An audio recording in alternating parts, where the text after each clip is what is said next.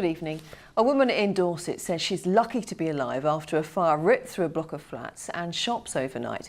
Nearly 60 firefighters were needed to tackle the blaze, which broke out on Charminster Road in Bournemouth just after 3 o'clock this morning. Well, Martin Dowse has more. This window was the only escape route for at least one resident as fire swept through these first-floor flats above a row of shops early this morning. That resident was hauled out onto a fire brigade ladder, his dog apparently jumping after him, both getting away unhurt. Others were woken by shouting, curious at the noise of 9 fire engines turning up, only to find that they were in the centre of the emergency. I was in my underwear, night dress, grabbed my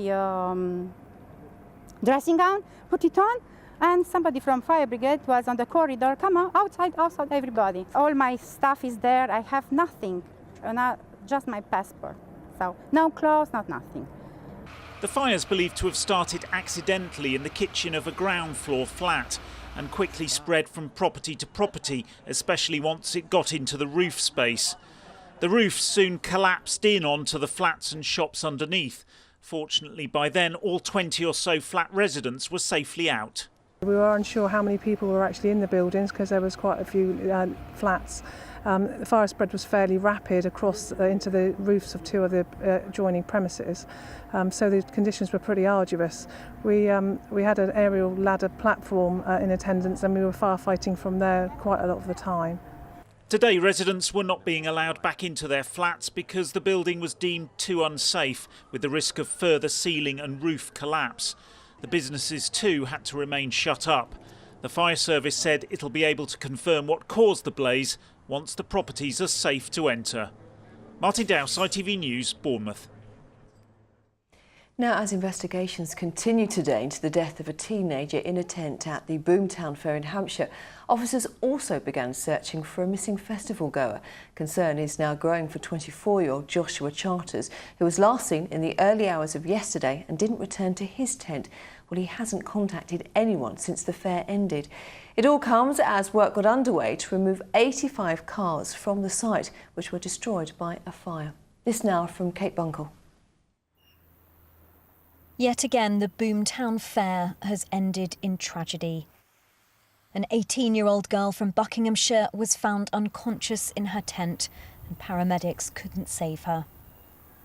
She's the 4th person to die at this festival in the last 5 years. The previous 3 deaths were all drug-related and have caused a considerable amount of controversy around this event. No one from the organising team wanted to speak today.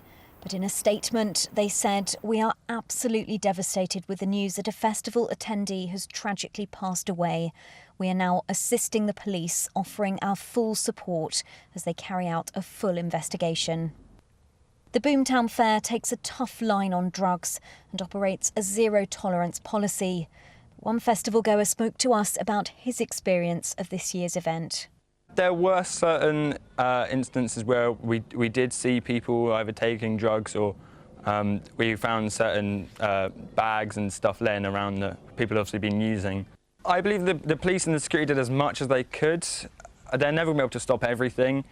While I was there, we saw search dogs and they were searching tents and people, and I think they did as much as they could, and they couldn't have done anything more.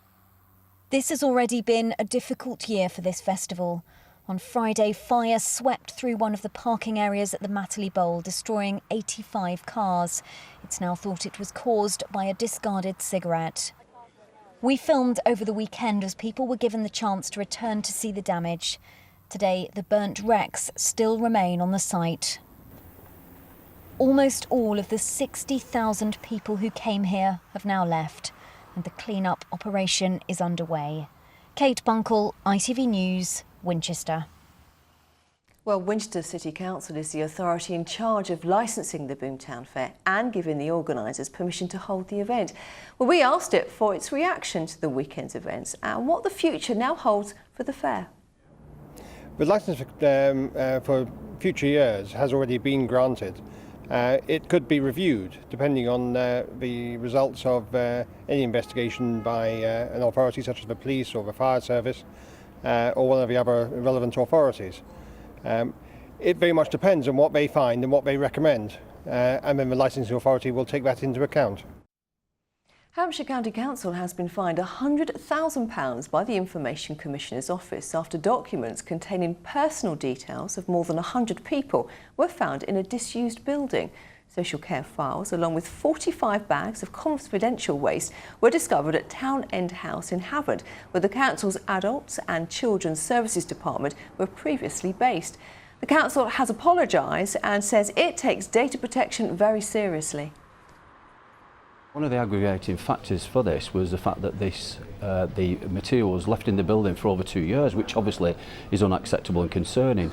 And that building was accessible by agents who were coming to purchase the building, and also prospective new buyers. So, you know, this placed sensitive personal data at significant risk.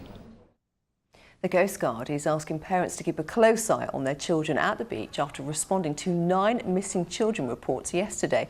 At least 2 were at West Wittering in Sussex. All the youngsters were found safe, but rescue teams are now increasing their patrols.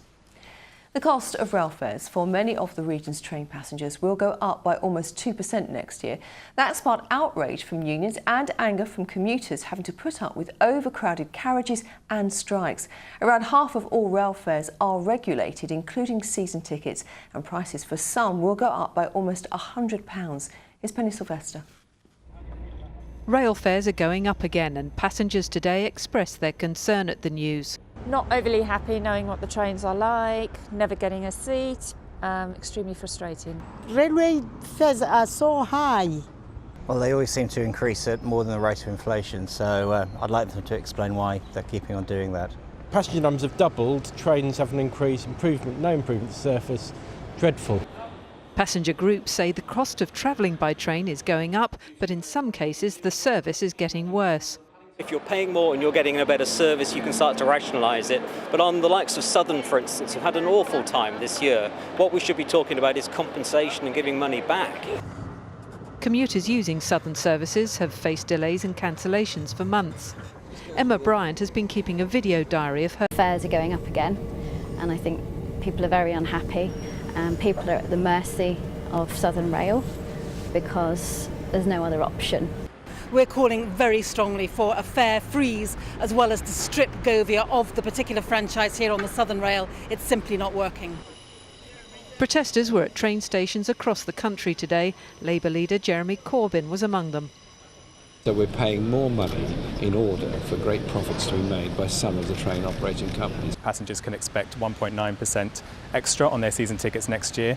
The consumer price index level of inflation is only 0.6%, so yet again the measure of inflation that the government are using for rail fares is higher than the measure of inflation it uses for everything else. But the rail industry says billions of pounds is being spent on improving the network and bringing in new trains. There's an awful lot of investment going into the railway in the form of £1 million per hour per day, 365 days a year. So more seats, better information, more punctual services. Passenger numbers are growing, so we're trying to balance the two, but ultimately we want to minimise that disruption for passengers. That's more comfort for millions of passengers who use the trains every year, who feel they're paying more but getting less. Penny Sylvester, ITV News. Well, you can find out how much season tickets across the region will cost next year just by going to our website. The address itv.com/Meridian. Well, some football results to bring you now. And in the Championship, Brighton were at home to Rotherham, where they sealed a comfortable 3-0 victory over the Millers. In League Two, it was a disappointing night for Portsmouth, who lost 2-0 away at Morecambe. However, it was better news for Crawley, who secured a 1-0 win against Exeter. Well, it was a glorious day weather-wise, but will the sun continue to shine? Let's hope so. Here's James Wright with the forecast.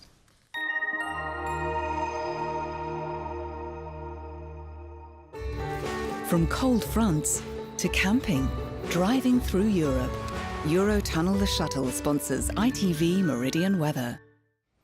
Good evening. Fine and sunny today, fine and sunny tomorrow, at least one last day of it. Tonight, clear skies across the patch, down to 10 Celsius, could go a little bit lower in rural parts. And then tomorrow, pretty much wall-to-wall sunshine, 1 or 2 bits of cloud drifting around, but they should burn back. And then into the afternoon, we're looking at highs of 24 or 25 Celsius, a little bit cooler along the coast there. We've got that definite easterly breeze coming in, and then the next few days, bit of rain potentially Wednesday night into Thursday. Lots of cloud around Thursday, but still nice and warm. Then cooler after that. Rain on Friday. Saturday looking rather blustery and rather stormy. Night-night.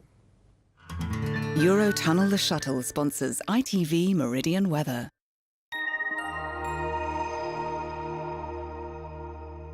So all downhill for the weekend, typical. Well, that's all from us for now. Thank you for your company. We are back during Good Morning Britain from 6 o'clock tomorrow morning. But for now, from the late team, have a lovely evening and I'll see you soon. Good night.